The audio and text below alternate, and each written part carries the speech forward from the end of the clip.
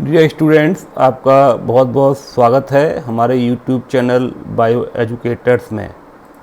आज का हमारा टॉपिक है नेचुरल सिलेक्शन।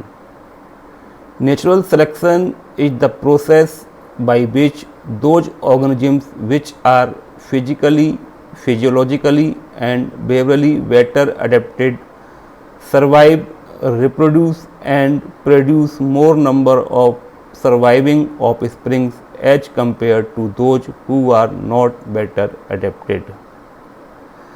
प्रकृति के द्वारा ऐसे जीवों का चयन किया जाता है जो कि फिजिकली, फिजियोलॉजिकली और बिहेवियरली प्रकृति के साथ ज़्यादा अडेप्टेड होते हैं या अनुकूलित होते हैं।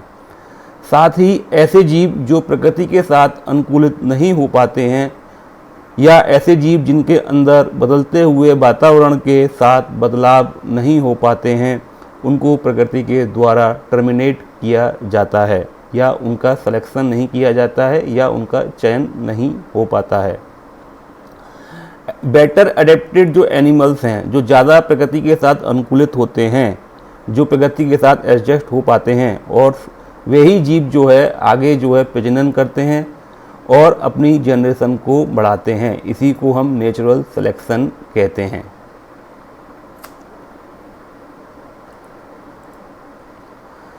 अब देखिए, हम नेचुरल सिलेक्शन में इसके टाइप्स की बात करेंगे कि नेचुरल सिलेक्शन कितने प्रकार का होता है।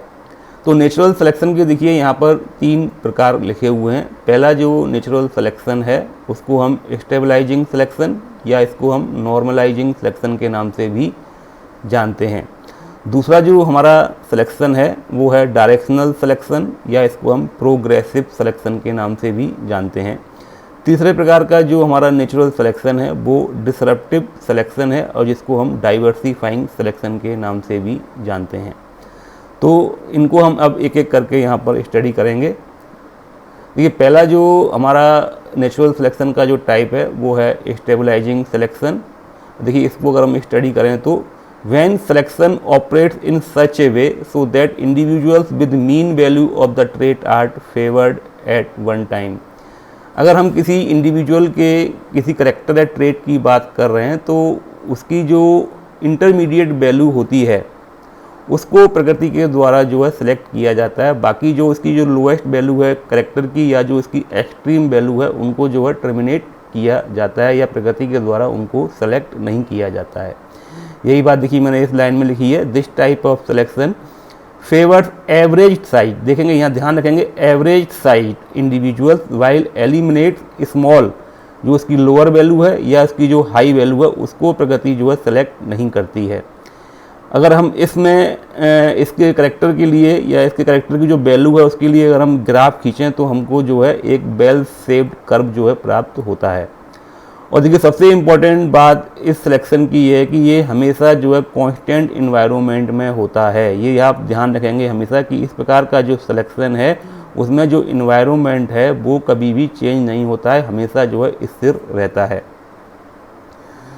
देखिए, यहाँ पर हम ह्यूमन बेबी बर्थ वेट की बात कर रहे हैं। जब ह्यूमन बेबी जो है बच्चा जो है पैदा होता है तो उस समय देखिए प्रकृति जो है तो जो कम वेट वाले बच्चे हैं उनको और बहुत जो अधिक वेट वाले जो चिल्ड्रन हैं उनको प्रकृति के द्वारा सेलेक्ट नहीं किया जाता है। उसमें कुछ ना कुछ एबनॉर्मलिटी रहती है और उनका सर्वाइव करना जो है थोड़ा सा मुश्किल रहता है। जबकि जो एवरेज वेट वाले जो चिल्ड्रन हैं उनको प्रकृति के द्वारा सेलेक्ट किया जाता है। देखिए, यहाँ पर हम देख रहे हैं कि जो एवरेज वेट वाले बच्चे हैं उनका जो पीक है, देखिए वो पीक काफ़ी ज़्यादा है। इसकी मीन वैल्यू अगर हम देखें तो ये सबसे ज़्यादा है। जबकि जो लो वेट वाले जो चिल्ड्रन हैं और जो हाई वेट वाले चिल्ड्रन हैं उनके साथ कुछ ना कुछ प्रॉब्लम रहती है, उनको कुछ ना कुछ डिसीजेज रहती हैं और वो सर्वाइव नहीं कर पाते या प्रकृति उनको जो है चयन नहीं करती है और वो धीरे धीरे जो है उनकी डेथ भी हो जाती है। तो यहाँ पर हम देख रहे हैं कि जो मीन वैल्यू है वेट की उसको प्रकृति ने देखिए सेलेक्ट किया है। बाकी जो दो लोएस्ट और जो हाईएस्ट वैल्यू हैं उनको जो है प्रकृति के द्वारा जो है चयन नहीं किया जा रहा है। इसी को हम बोलते हैं स्टेबलाइजिंग सिलेक्शन या नॉर्मलाइजिंग सिलेक्शन। अब देखिए, दूसरा जो एग्जाम्पल है इसका हुआ डायरेक्शनल सिलेक्शन और progressive selection. When selection operates in such a way so that the individuals with extreme value of the trait are favored at one time। यहाँ पर जो करेक्टर है ट्रेट की जो एक्सट्रीम वैल्यू है उसको जो है प्रकृति के द्वारा सेलेक्ट किया जाता है। In this type of selection the population changes towards one particular direction. इस प्रकार के सिलेक्शन में जो जीव की जो संख्या है वो एक निश्चित डायरेक्शन में आगे की ओर बढ़ती है, और इस प्रकार का जो सिलेक्शन है वो हमेशा चेंजिंग एनवायरनमेंट में होगा। ये याद रखेंगे कि इस प्रकार का जो सिलेक्शन है वो हमेशा चेंजिंग एनवायरनमेंट में होगा, मतलब प्रकृति का जो या जो हमारा जो एनवायरनमेंट है या प्रकृति जो है वो बदलती रहेगी। और इसका देखिए बेस्ट एग्जाम्पल जो है वो है बिस्टोन बिटुलेरिया, जिसको हम पेपर्ड मॉथ के नाम से जानते हैं। इसके बारे में हम डिस्कस करेंगे इंडस्ट्रियल मिलेनिज्म में। देखिए डायरेक्शनल सिलेक्शन में देखिए क्या हो रहा है, प्रकृति किसी एक टाइम में एक पॉपुलेशन को प्रमोट कर रही है और दूसरे, और जैसे ही प्रकृति चेंज होती है, एनवायरनमेंट चेंज होता है, तो देखिए इसका जो मीन वैल्यू है वो, ये थोड़ा सा हम इसको ऐसे करके बनाएंगे, जो मीन वैल्यू है वो चेंज होती जाती है। ये डॉटेड जो लाइन है वो हमारी ओरिजिनल पॉपुलेशन थी, और जो ये जो ब्लैक लाइन है, जो कंप्लीट लाइन है, वो हमारी पॉपुलेशन आफ्टर द सिलेक्शन है। इसको हम डिस्कस करेंगे एग्जाम्पल में, जिससे आपको अच्छे से ये समझ में आ जाएगा। इसमें हम एग्जाम्पल लेंगे बिस्टोन बिटुलेरिया का, जिसको हम इंडस्ट्रियल मिलेनिज्म, ये जो एक सेपरेट टॉपिक है उसमें भी इसको हम पढ़ सकते हैं। देखिए इंडस्ट्रियल मिलेनिज्म क्या होता है, पहले हम बात करेंगे जो पेपर्ड मॉथ है, इसको आप समझ लीजिए। पेपर्ड मॉथ जो है, जिसको हम बिस्टोन बिटुलेरिया कहते हैं, ये जो है दो वैरायटी में पाया जाता है। एक होता है लाइट कलर्ड और एक होता है डार्क कलर्ड। ये जो लाइट कलर्ड वैरायटी है उसको हम बिस्टोन बिटुलेरिया टिपिका के नाम से जानते हैं, जबकि जो डार्कर वैरायटी है उसको हम बिस्टोन बिटुलेरिया कार्बोनेरिया के नाम से जानते हैं। देखिए इंडस्ट्रियल मिलेनिज्म क्या है और हमने इस मौत का एग्जाम्पल इसमें क्यों लिया है। 19वीं सेंचुरी से पहले जब ब्रिटेन में औद्योगिक क्रांति या इंडस्ट्रियल रेवोल्यूशन नहीं हुआ था, तो उस समय जो है वहाँ का एनवायरनमेंट काफ़ी नीट एंड क्लीन था, और जो स्टेम की जो बार्क होती थी वहाँ पर जो ट्री की जो बार्क हैं या जो बार्क पेड़ों की जो छाल हुआ करती थी, उस पर जो है लाइकेंस की ग्रोथ काफ़ी ज़्यादा पाई जाती थी। लाइकेंस हम लोग जानते हैं क्या होते हैं, association of fungus and alga. तो उस समय जो वाइट मॉस थी वो अपने आप को जो है छुपा लिया करती थी। जो वाइट मॉस थी वो जो है बैकग्राउंड में अपने आप को छुपा लेती थी, जिससे उनके जो प्रीडेटर्स थे वो उनको नहीं देख पाते थे। जैसे आप देख रहे हैं ये बिफोर इंडस्ट्रियल रेवोल्यूशन का सीन है कि जो स्टेम है ट्री का, देखिए उस पर जो बार्क है वो नीट एंड क्लीन है, साफ़ है, इस पर किसी भी प्रकार का कोई डिपोजिशन नहीं है सूट का, कोई भी किसी भी प्रकार का पॉल्यूटेड पार्टिकल्स यहाँ नहीं है। तो ये जो वाइट मॉस थी, जो लाइट कलर मॉस थी, उन्होंने अपने आप को इस बैकग्राउंड से मैच कर लिया, जिससे इनके प्रीडेटर्स इनको नहीं देख पाते थे और इनका पॉपुलेशन काफ़ी ज़्यादा था बिफोर इंडस्ट्रियल रेवोल्यूशन। और जो डार्कर वैरायटी थी, डार्कर वैरायटी जो हमारी कार्बोनेरिया फॉर्म है, उनको जो है प्रीडेटर जो है पकड़ लिया करते थे, क्योंकि ये अपने आप को इस बैकग्राउंड पर नहीं छुपा पाते थे। ये काफ़ी ज़्यादा उस समय अपने प्रीडेटर्स के लिए ईजी जो प्रे के रूप में अवेलेबल रहते थे, तो इनकी संख्या जो है कम थी। आफ्टर इंडस्ट्रियल रेवोल्यूशन क्या हुआ कि काफ़ी ज़्यादा फैक्ट्रीज और ऑटोमोबाइल्स का काफ़ी ज़्यादा प्रोडक्शन हुआ, तो वहाँ पर जो है जो पॉल्यूशन है उसका लेवल जो है बढ़ता गया। मतलब पॉल्यूशन बढ़ने से क्या हुआ, जो स्टेम थे या जो बार्क थी ट्री की, वो जो है ब्लैकिश होने लगे। मतलब यहाँ पर डिपोजिशन ऑफ सूट होने लगा। Deposition of soot means in simple word it we can say the carbon particles. Carbon particles जो है यहाँ पर डिपोजिट होने लगे और लाइकेंस जो है वो भी ख़त्म हो गए। जैसे ही पॉल्यूशन बढ़ जाता है तो उस एरिया में जो है लाइकेंस ख़त्म हो जाते हैं। तो ये जो बैकग्राउंड थी वो काफ़ी जो है डार्क हो गई। डार्क होने से जो टिपिका वैरायटी थी बिस्टोन बिटुलेरिया की, अब वो जो है प्रेडेटर्स के लिए काफ़ी स्पष्ट रूप से दिखाई देने लगी। तो ये अपने आप को जो है वाइट वैरायटी बैकग्राउंड से मैच नहीं कर पाए, तो प्रेडेटर्स इनको किल करने लगे और इनकी संख्या जो है कम होने लगी। जबकि दूसरी ओर जो जो डार्कर वैरायटी थी वो अब अपने आप को यहाँ पर कैमोफ्लेज करने लगे, मतलब वो अपने आप को इस बैकग्राउंड में छुपाने लगे, या वो प्रेडेटर्स को दिखाई नहीं देते थे और इनका नंबर जो है बढ़ने लगा। This is industrial मिलेनिज्म।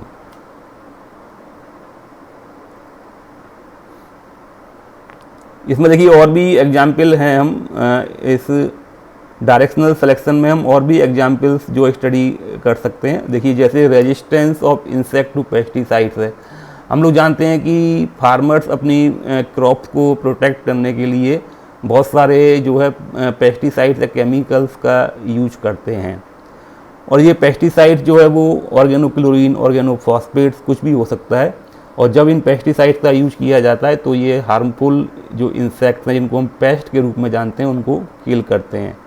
लेकिन प्रकृति में जो है कुछ ना कुछ पेस्ट जो है अवेलेबल जो है रह जाते हैं, जो कि इन पेस्टिसाइड्स के द्वारा उनको मारा नहीं जा सकता। या हम कहें कि कुछ स्ट्रॉन्ग पेस्ट हैं, कुछ वीकर पेस्ट हैं। जो वीकर पेस्ट थे वो जो है इन पेस्टिसाइड्स के इफेक्ट से मर जाते हैं, जबकि जो पावरफुल पेस्ट हैं या जिनकी जो है इनमें ज़्यादा जो है रेजिस्टेंस है, वो जो है इन पेस्टिसाइड के प्रति जो है रेजिस्टेंस डेवलप कर लेते हैं।